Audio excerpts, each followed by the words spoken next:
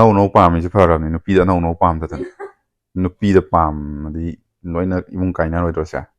ꯐꯤꯔꯣꯟꯗ ꯄꯥꯝꯃꯤꯁꯦ ꯌꯥꯝ ꯐꯔ ꯐꯤꯔꯣꯟꯗ ꯈꯥꯏꯅ ꯑꯩꯈꯣꯏꯁꯨ ꯀꯟꯇꯦꯟꯒꯗꯣ ꯐꯖ ꯐꯖꯕ ꯅꯝꯅꯤꯡꯉꯤꯅꯦ ꯈꯪꯕ꯭ꯔꯥ ꯂꯥꯏꯕ꯭ꯔꯦꯔꯤꯗꯒ ꯂꯥꯏꯔꯤꯛꯀ ꯄꯨꯔ ꯆꯠꯂꯒ ꯊꯦꯡꯒꯥꯏꯅꯔꯒ ꯂꯥꯏꯔꯤꯛꯀ ꯈꯨꯟꯃꯤꯟꯅꯗꯅ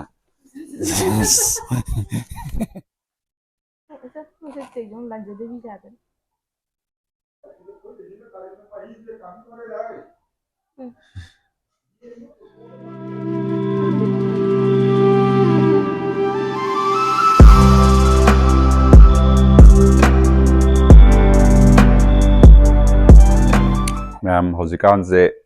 ꯃꯤ ꯌꯥꯝ ꯎꯁꯤꯠꯅꯗ꯭ꯔꯦ ꯃꯤ ꯌꯥꯝ ꯎꯁꯤꯠꯅꯗ꯭ꯔꯦ ꯁꯨꯠꯇꯅꯦ ꯎꯁꯤꯠꯅꯗ꯭ꯔꯤꯁꯦ ꯃꯣꯏꯅ ꯑꯩꯈꯣꯏ ꯁꯥꯏꯅ ꯑꯩ ꯐꯤꯔꯣꯜ ꯈꯛꯇꯪ ꯂꯩꯁꯤ ꯅꯤꯡꯊꯝꯊꯥꯒꯤ ꯐꯤꯔꯣꯜ ꯊꯥꯕ ꯑꯝꯇ ꯆꯠꯅꯤꯡꯉꯥꯏ ꯂꯩꯇ꯭ꯔꯦ ꯍꯥꯏꯅ ꯑꯩꯅ ꯍꯥꯏꯕꯀꯣ ꯑꯗꯨꯗꯨꯒ ꯌꯥꯝ ꯎꯁꯤꯠꯇꯕꯒꯤ ꯇꯥꯏꯞꯇ ꯎꯄꯨꯗ ꯂꯩꯕ ꯐꯤꯔꯣꯜꯁꯤꯡꯗꯣ ꯆꯤꯡꯊꯣꯛꯑ ꯁꯤ ꯊꯝꯃꯝꯃꯤꯅꯦꯕ ꯐꯤꯔꯣꯜ ꯂꯩꯇ꯭ꯔꯦ ꯍꯥꯏꯔꯒ ꯂꯩꯇꯦ ꯑꯗꯨ ꯁꯤ ꯂꯩꯔꯦ ꯁꯤꯅꯤ ꯃꯥ ꯍꯥꯏꯔꯤꯁꯦ ꯃꯣꯏꯅ ꯅꯨꯄꯤ ꯅꯣꯏꯅ ꯀꯔꯤꯒꯤꯅꯣ ꯅꯨꯄꯥꯅ ꯐꯤꯔꯣꯜ ꯂꯩꯁꯦ ꯍꯥꯏꯕꯗ ꯑꯁꯨꯛ ꯌꯥꯝ ꯁꯥꯎꯔꯤꯁꯦ ꯑꯩꯅ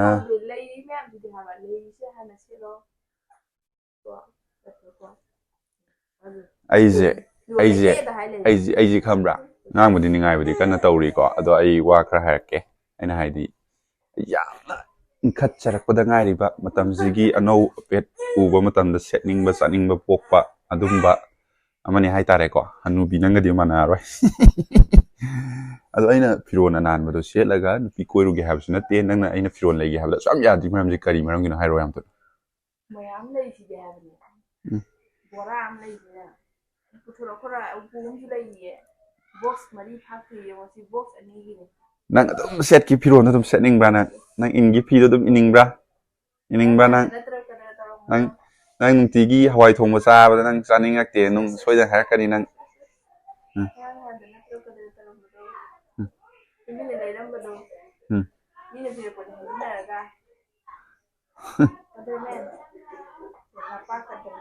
ꯁꯤ ꯌꯥꯝ ꯊꯨꯅ ꯊꯨꯞꯄꯨ ꯂꯥꯎ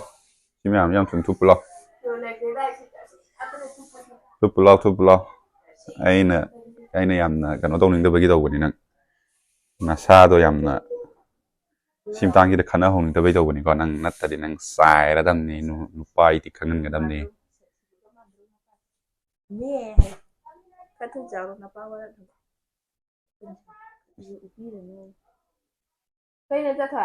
ꯑꯁ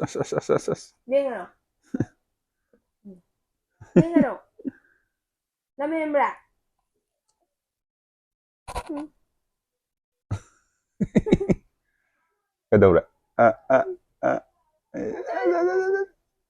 ꯅꯪꯗꯣ ꯈꯔ ꯀꯨꯏꯅ ꯅꯝꯃꯛꯑꯣ ꯍꯥꯏꯌꯦ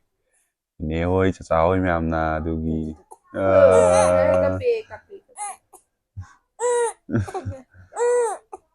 ꯑꯁ ꯅꯤꯡꯉꯥꯏꯇꯧꯋꯤ ꯃꯆꯤꯟꯗꯩ ꯂꯧꯊꯣꯛꯎꯕꯩꯅꯦꯕꯀꯣ ꯑꯃꯨꯛ ꯄꯤꯁꯤꯟꯒꯦ ꯑꯃꯨꯛꯀꯣ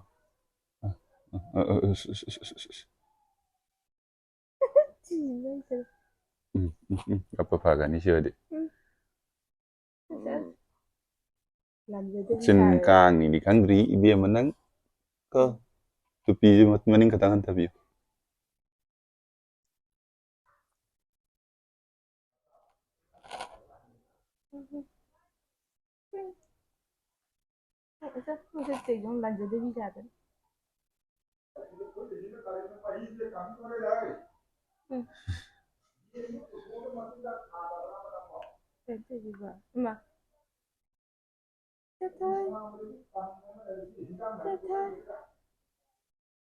ꯑꯁ ꯌꯥꯝ ꯒ꯭ꯌꯥꯟ ꯇꯥꯕꯤ ꯃꯥꯟꯗ꯭ꯔꯣ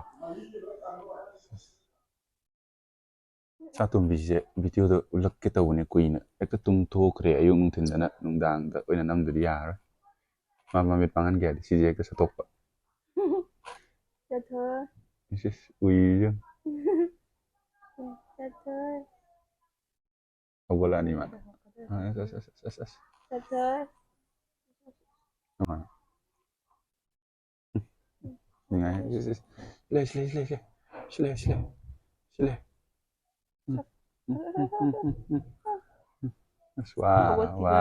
ꯋꯥ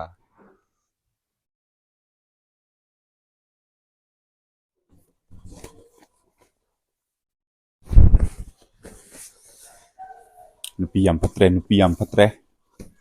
punishment pi re ngonda firon khara leije hairu kide firon na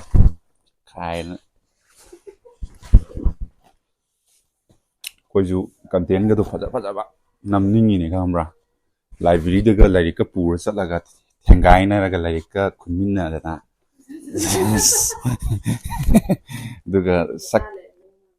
aduga sak video content habini adagidi library de thengai na ga lai ka ken gi bagi lai ka khunmin na bagi sin adagidi hero naga muktana fallaga chatlaga maning dagi heroine naga sai sak tana tanarak pagi sin ga namningi ne koju ambra nupina loi thingjin leire adudi garai dagi dum firon khara tu ama ka tau tor lai ta ba dudi nupi thiraga phagada ga nupi thiraga ima me henkat ba sa mane sena kanglang amdri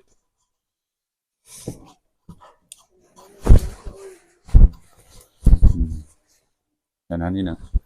nanan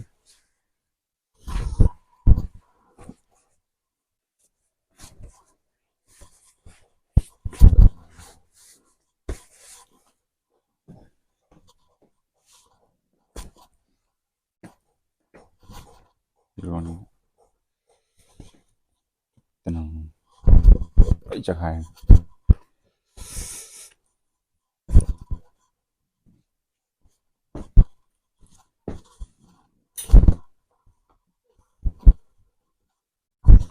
wang la kan hoy ngonda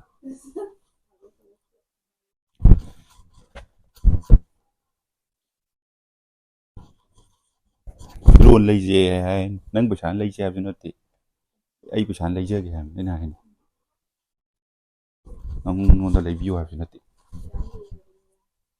nhà đây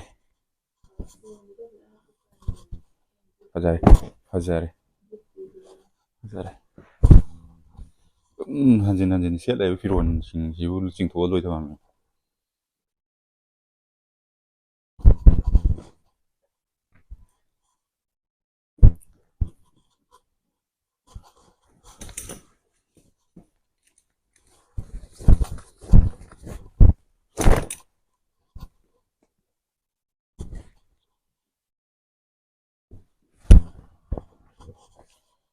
아니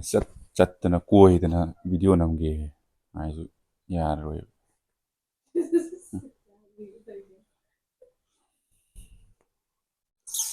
피티우는 bakal kuing oy na ko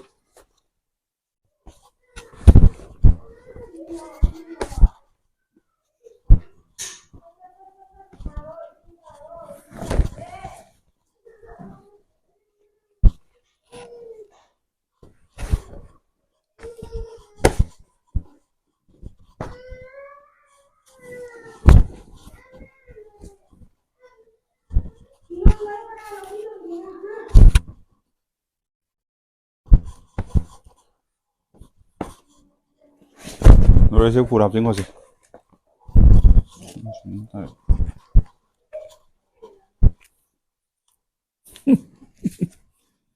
맞아. ngoài 필요한 톱까지 루파 정화석이 sama apa nhau lại mà freedom đại gian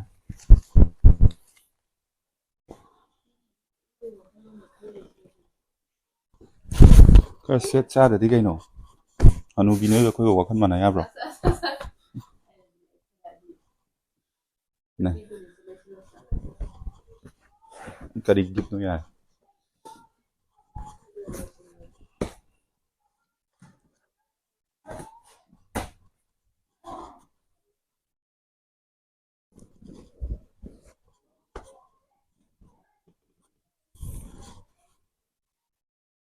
ya shock ta được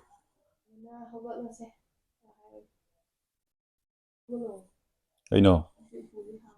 ai hàng nó nha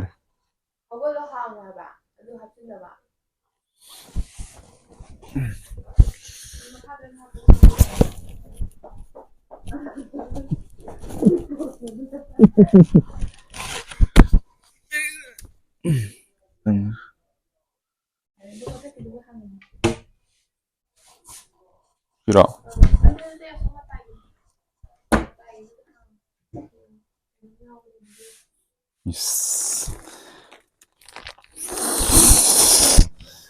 Shakta,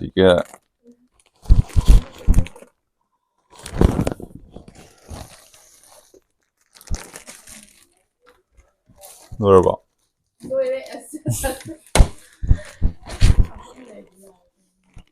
Ano kaya dila iba?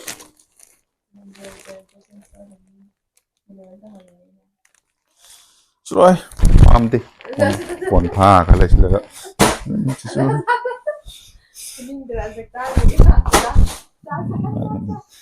Firon dap dai sa khai lo raga. Shauningi.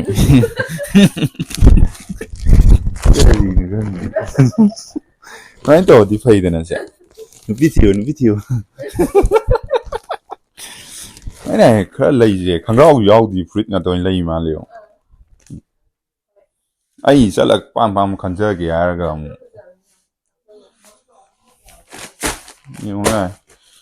thuốc bảo vệ yên mà chính con nữa yêu giờ luôn gan yên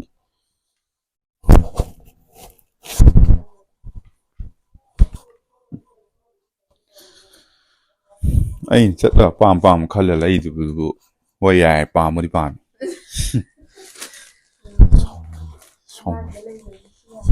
xong nên nghe vậy cái gì nữa thì chỉ luôn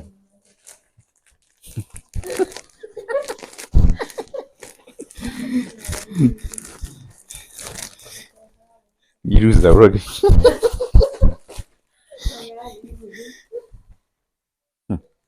hoặc con nuôi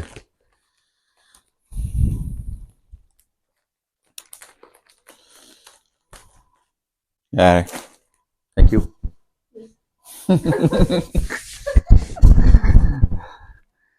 Smain ka lay di fay firon lay ji ko su ya rồi sina yadri khara ga lay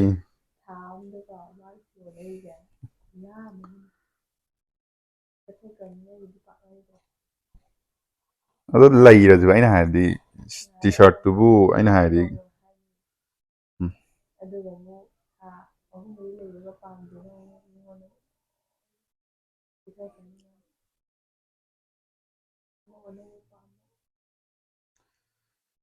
firon da no pam ji phara ni nupi da no pam da